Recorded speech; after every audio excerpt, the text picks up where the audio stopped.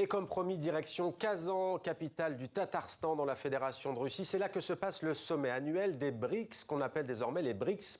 Notre correspondant à Moscou a pris l'avion pour se rendre sur place. Bonsoir Julien Colling en direct avec nous. La première question, Julien, elle est simple. Sur quoi se rejoignent ces pays qui, disons-le d'emblée, sont loin d'être d'accord sur tout? Bien sûr, c'est une bonne question et c'est un peu ce qui fait la particularité de cette alliance. D'ailleurs, c'est le fait que des pays assez disparates au niveau des visions et de la vision de la géopolitique notamment soient ensemble. Mais ici, un sujet sur lequel ils se rejoignent, c'est sans doute au niveau monétaire. Alors c'est assez pointu, mais disons que tous ces pays ont la particularité de vouloir, en tout cas officiellement ou dans les déclarations, se détourner un peu du dollar en fait. Voilà, on sait que l'économie mondiale, et notamment les transactions commerciales mondiales, sont bien sûr toutes faites en dollars. Quasiment, en tout cas beaucoup faites en dollars. Le dollar qui domine bien sûr ces transactions depuis les accords de Bretton Woods en 1945, après la Seconde Guerre mondiale. Et donc ces pays en fait ont tous déclaré, voilà, surtout la Russie et la Chine comme leaders, mais également d'autres pays des BRICS veulent visiblement, et bien voilà, encore une fois, créer peut-être des systèmes parallèles de paiement, des systèmes parallèles d'échanges commerciaux, pouvoir également échanger plus dans leur devise nationale. Et on a vu ces dernières semaines, derniers mois, que eh bien, ça semblait s'accélérer sur ce front-là. Peut-être des nouvelles annonces sont à attendre à Kazan ces jours-ci. Mais en tout cas, il semblerait que ces pays veulent peut-être créer une crypto-monnaie également propre aux BRICS. En tout cas, voilà, c'est vraiment l'important, peut-être sur lequel ils se rejoignent le plus, c'est une volonté, voilà, de doper encore leurs accords commerciaux entre eux, et notamment en se passant le plus possible du dollar, peut-être vers une nouvelle ère un peu de la dédollarisation, voilà, des échanges commerciaux mondiaux, en tout cas pour le Sud global et pour l'Asie également.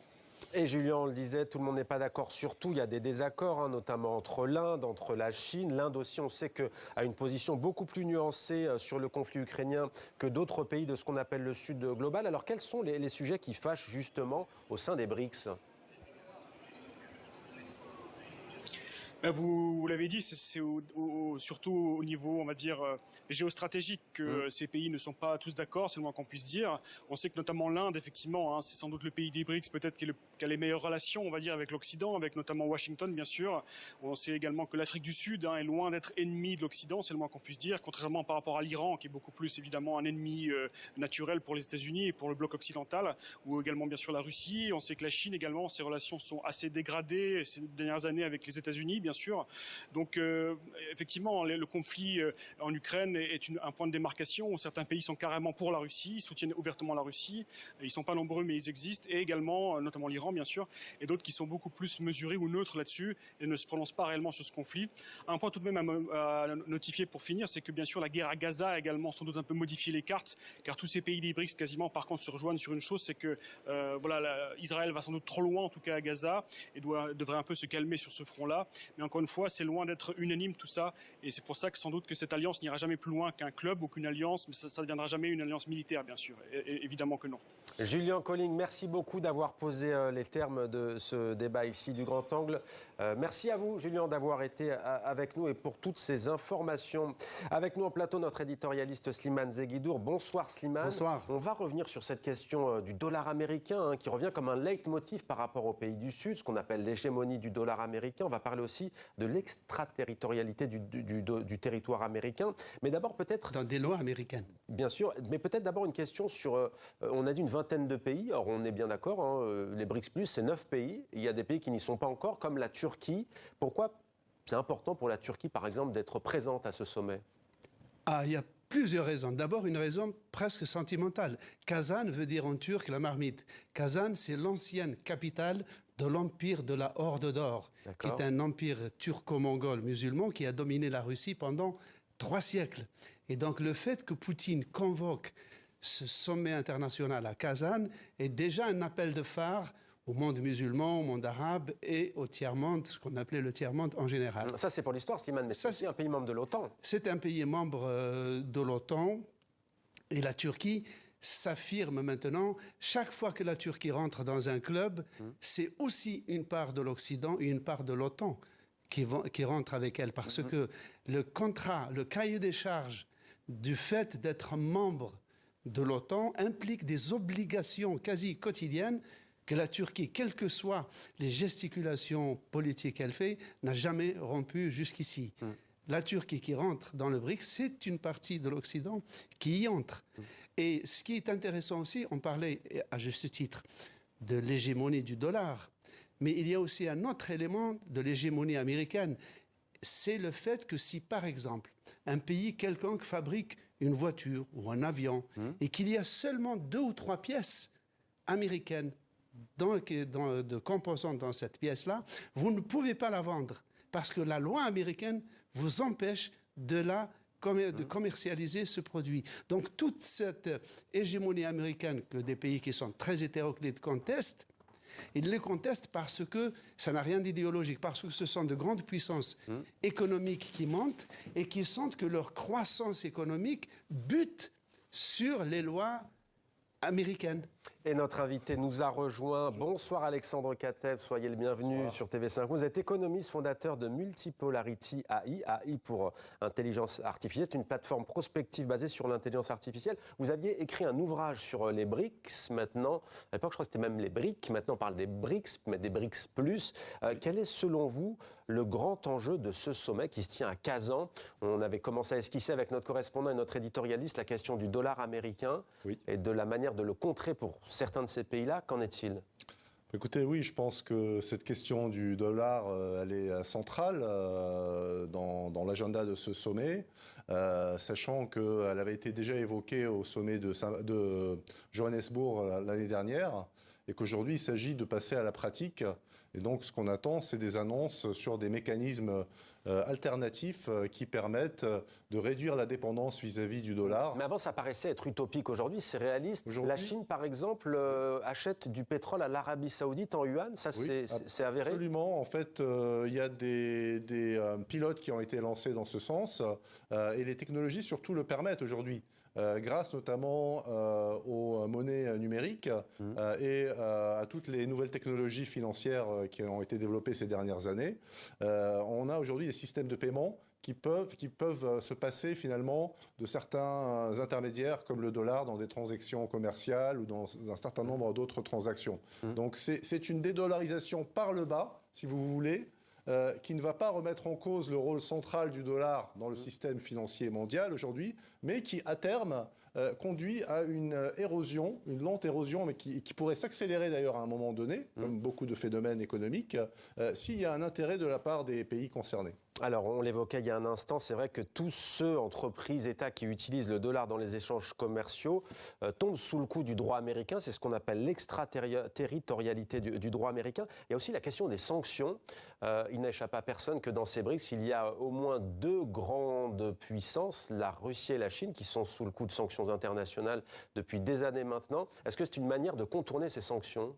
Oui, surtout pour la Russie, parce que, comme vous le savez, la Russie, depuis 2022, est sous le coup de sanctions très sévères sur son système financier, avec un gel des avoirs de la Banque centrale de Russie et avec des banques russes qui ont été pour la plupart suspendues du système SWIFT de paiements internationaux. Des cartes bancaires. Voilà, de cartes bancaires et de messagerie entre les banques. Et donc l'idée, c'est de trouver des alternatives, justement, qui permettent de contourner ces blocages et de développer ces nouveaux systèmes qui pourraient constituer une alternative à SWIFT et à l'architecture financière existante aujourd'hui. Je me tourne vers vous, Slimane, dans un instant, mais dites-nous d'abord, pour vous, en un mot, est-ce qu'elle est, cette pas alliance, mais ce groupe, est-ce qu'il est éminemment économique ou géopolitique ou l'un fait l'autre ? En fait, il a les 2 dimensions qui sont imbriquées. Aujourd'hui, on sait très bien que la géopolitique et l'économie sont imbriquées les unes aux autres. Et les BRICS, en fait, représentent cette dualité, puisque avant le sommet des chefs d'État, il y a eu un sommet d'affaires des BRICS qui a eu un succès et une participation très forte par rapport aux années précédentes. Ça montre qu'il y a un momentum, qu'il y a un intérêt dans les milieux d'affaires de ces différents pays pour développer des relations entre eux et pour développer de plus en plus de mécanismes de coopération. Ce qui frappe, c'est que, Slimane, c'est aussi l'étendue des pays parfois qui sont représentés. On parlait de 40% de la population mondiale. On a des pays continents comme le Brésil, comme la Russie, comme la Chine, comme l'Inde notamment. 40 et 35%, dit-on, des richesses mondiales de ce qu'on appelle le PIB. Oui. Et en plus, comme je le disais tout à l'heure, ce sont des puissances qui, économiquement, technologiquement, montent et qui, dans leur expansion commerciale et économique, butent sur les entraves que le droit américain met dans leur Pourquoi ces expansion. entraves Par exemple, pour la concurrence? Par exemple, la Russie, avant l'invasion de l'Ukraine, avait fabriqué un avion moyen courrier de 100 places, à peu près l'équivalent de l'Airbus 319. D'accord. Simplement, comme il y avait des composants américains dans cet avion, ils n'ont jamais pu l'exporter.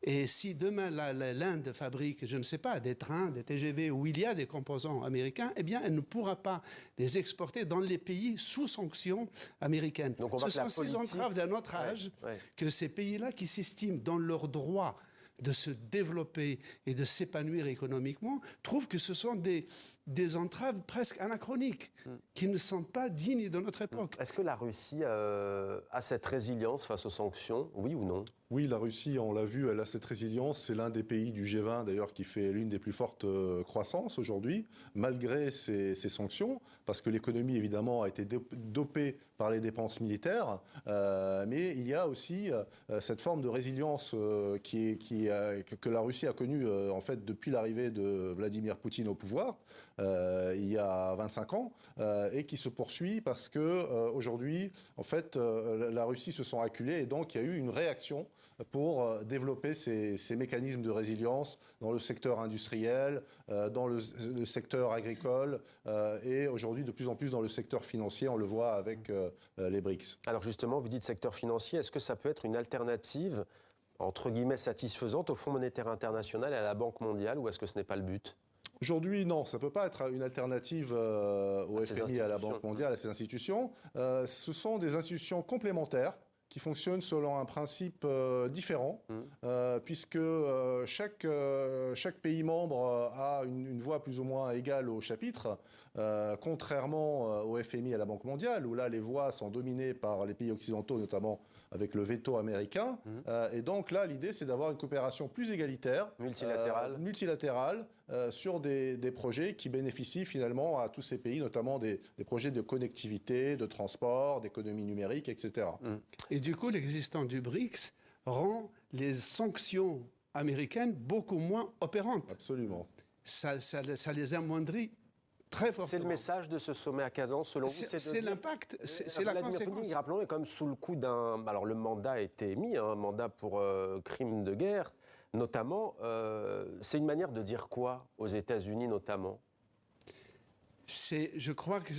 Encore une fois, le BRICS n'est pas un groupe idéologique. Ce n'est pas l'OTAN, ce n'est pas la Ligue arabe, ce n'est pas l'Union européenne. C'est la réunion ponctuelle de pays qui ont une croissance qui bute sur des lois qu'ils estiment comme étant anachroniques. Eh bien, ce qu'ils veulent, ces pays-là, c'est... nous avons les moyens. Nous avons les moyens. Ils veulent... En fait, ils pensent qu'il ne peut pas y avoir une mondialisation unilatérale commandée par un chef d'orchestre. Et la preuve, c'est que notre correspondant nous le disait, c'est qu'encore une fois, loin s'en faut, tous ces pays ne sont pas d'accord sur tout. L'Inde a un prisme plus occidental, on va dire, avec un premier ministre Émirats arabes unis. Et les Émirats arabes unis aussi, effectivement, qui sont plutôt, on va dire, rattachés au vaisseau occident. En fait, chaque pays joue un peu sa partition, mais ils sont tous intéressés à être partie prenante de ces nouvelles dynamiques que les BRICS portent, en fait, et sur lesquelles, notamment sur la question des technologies financières et monétaires, il y a une forme, finalement, de volontarisme et de créativité qui est beaucoup plus forte, contrairement au monde occidental qui a l'air un peu fossilisé sur ces questions. On voit aux États-Unis une répression sur les crypto-monnaies. On le voit en Europe où ces initiatives aussi font peur. Enfin, tout ce secteur fait peur. Il y a des lourdeurs qui sont fortes. Or, ces pays-là n'ont pas ces lourdeurs-là. Ils peuvent construire un système, finalement, qui peut s'abstraire de ces technologies héritées du passé. Alors, en 30 secondes, pas plus. Prochain pays, selon vous, qui frappe à la porte des BRICS? On a dit la Turquie. Qui d'autre? L'Argentine, Javier Milei ne voulait pas. Il y a la Malaisie et la Thaïlande, deux pays qui pourraient rejoindre et qui donnaient un poids, puisqu'ils représentent finalement l'Asie du Sud-Est. Et parmi les autres pays, le Nigeria et le Kenya sont pressentis également pour entrer dans les BRICS. L'Algérie y a renoncé. Et l'Algérie a renoncé pour l'instant. Merci beaucoup à tous les deux. Merci. Sylvain Desguy, rédacteur et Alexandre Kateb, économiste, pour votre éclairage.